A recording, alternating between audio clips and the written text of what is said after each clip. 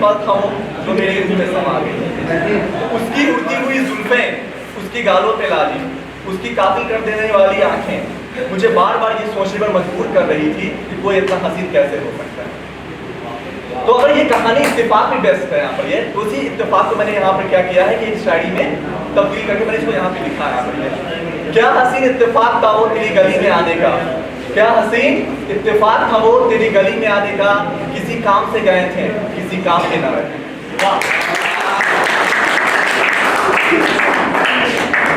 वैसे ये कहानी उस लड़की की है जिसे मैं पहली बार जमशेदपुर रेलवे स्टेशन पे देखा।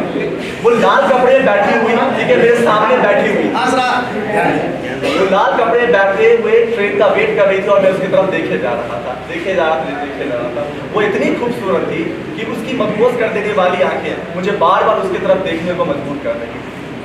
वो अपने परिवार के साथ ट्रेन के आने का वेट कर रही थी, मैं बस उसके बगल में बैठ करके जस्ट थोड़ी अप्रॉक्सीमेटली 10 मीटर दूर बैठ करके मैं भी उसका वेट कर रहा था। ना जाने क्यों मैं बार बार उसी की तरफ देख रहा था, ना जाने क्यों मैं उसी की तरफ बार बार देख रहा था। जब तक वो वहां बैठी रही तब तक मैं नजरें चुरा के उसे देखता रहा। थोड़ी देर बाद जब मैं वेट कर रहा था तो थोड़ी देर बाद ठीक है, so please be concentrate here, है ना। तो थोड़ी देर बाद जैसे ही मेरा देखिए थोड़ी देर बाद मेरी ट्रेन जैसे ही आई मैं उदास सा हो गया, क्योंकि अब मुझे उस हसीन लम्हे को छोड़कर वहां से अपने घर को रवाना होना।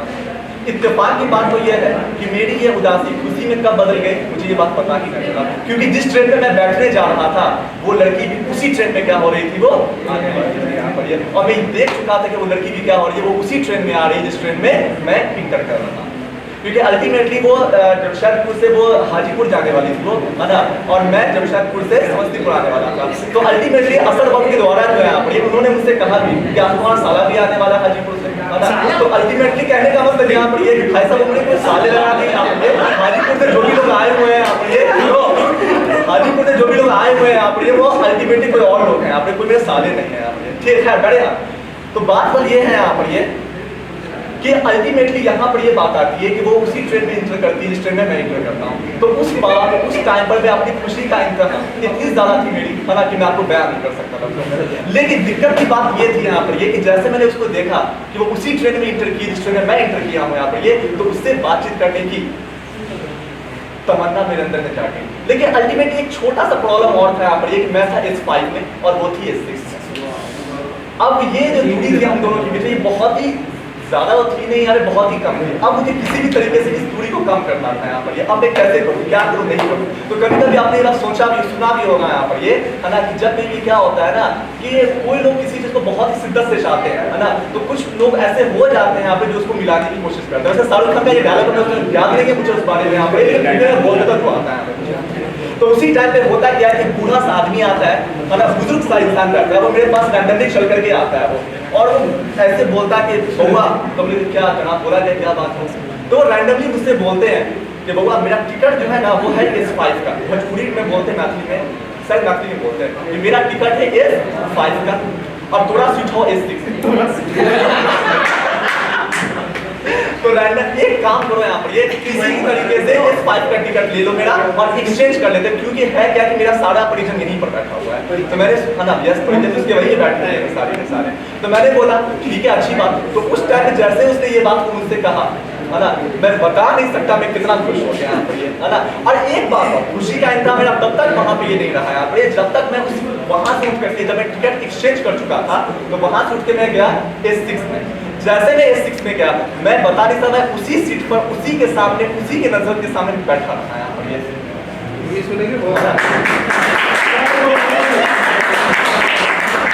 चलिए आगे सुनिए यहाँ पर ये। जब मैं उसके सामने बैठा उसे कितने नजदीक से देखने के बाद यह इत्तेफाक मुझे सपना सा लग रहा था। वो अपने परिजनों के साथ हंस खेल कर बातें कर रही थी और मैं किनारे बैठकर उसके मुस्कान को निहारे जा रहा था। और किनारे में बैठा हुआ था रैंडमली यहाँ पर, ठीक है, मैक्सिमम टाइम में उसकी क्या कर रहा था यहाँ पर, उसकी मुस्कान जो थी मैं उसको निहारे जा रहा था। मन ही मन क्या हो रहा था, मैं बहुत ज्यादा खुश हो रहा था। आखिरकार वो पल आ ही गया जिसका मैं बेसब्री से इंतजार कर रहा था उससे बातें करने का। ठीक है। रैंडमली जो है यहाँ पर ये उसने मुझसे कहा था यहाँ पर कि मेरा लोअर सीट था। लोअर सीट कहने का मतलब मैं बिल्कुल नीचे बैठा, नीचे मेरा सीट था यहाँ पर ये।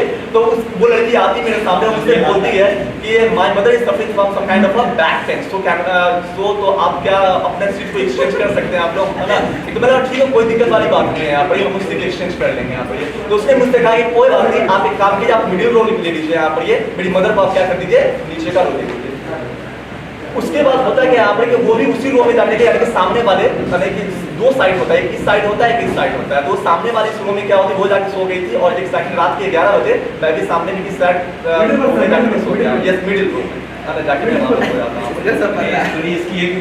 अब सवाल में यहाँ पर ये बात आती है ना, कि जब कोई लड़की इतनी सामने में सोई हुई, यानी कि इस साइड में वो सोई हुई है, इस साइड में सोया हुआ, जिसको मैं इतनी समय से सोच रहा मैं कैसे बात करूं, अभी वो लड़की बिल्कुल सामने में सोई हुई है। अब सवाल ये आता है कि उससे बात करने की चेष्टा बढ़ती ही जा रही थी। जैसे जैसे समय गुजर रहा था, यह बात सोच ही रहा था कि मेरे दिल की मुराद पूरी हो रही है। अब वो लड़की होती क्या है कि रात के 11 बजे सो जाती है, 11 साढ़े 11 बजे सो जाती है। उसकी नींद खुलती है ना, अप्रोक्सीमेटली 12 या साढ़े 12 बजे के करीब, और वो इतनी नींद में होती है कि वो मुझसे बोलती है कि आपके हाथ में लंबे, देखिए हाथ में लंबे लंबे, ठीक है। तो बोलती है कि आप सोए सोए क्या कीजिए, जमीन पर से वाटर बोतल रखी हुई है, उसको उठा ले। वाटर बोतल खड़ा रहता है, लाइक देखिए बता दो है ना, रैंडमली ये रखा हुआ है, तो थोड़ा हमारी बोतल रखी है यहाँ पर, तो मैं उसको इस तरीके से उठा करके मैं उसको दे देता हूँ यहाँ पर। वो इतनी नींद में होती है कि उस वाटर बोतल को खोल भी नहीं पाती है, तो मैं इसकी वाटर बोतल उसके हाथ से लेता हूँ और मैं उसको खोल करके उसको देता हूँ, है ना। और यहाँ से हम लोगों का बातचीत का सिलसिला क्या होता है, स्टार्ट होता है। शायद उस टाइम बरसात का मौसम था, बाहर बारिश हो रही थी, बाहर बारिश हो रही थी, और कोच के अंदर में खुना अंधेरा था, और सब लोग सोए हुए थे, और हम लोग लगे हुए थे।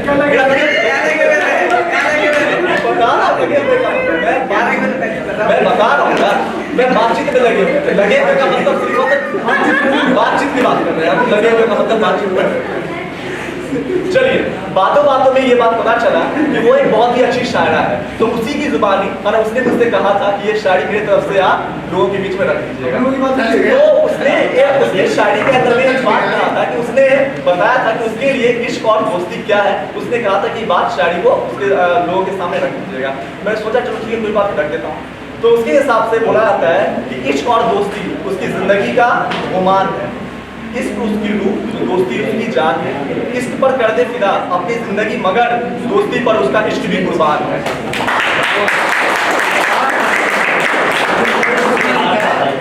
तो इसी प्रकार हमारी गुफ्तगू चलती जा रही थी, और हमें यह ख्याल भी न रहा कि सुबह का 4:30 बज चुका है, यानी कि रात के 12:30 बजे लोग बात करना स्टार्ट किए, वो सुबह का 4:30 बज चुका है।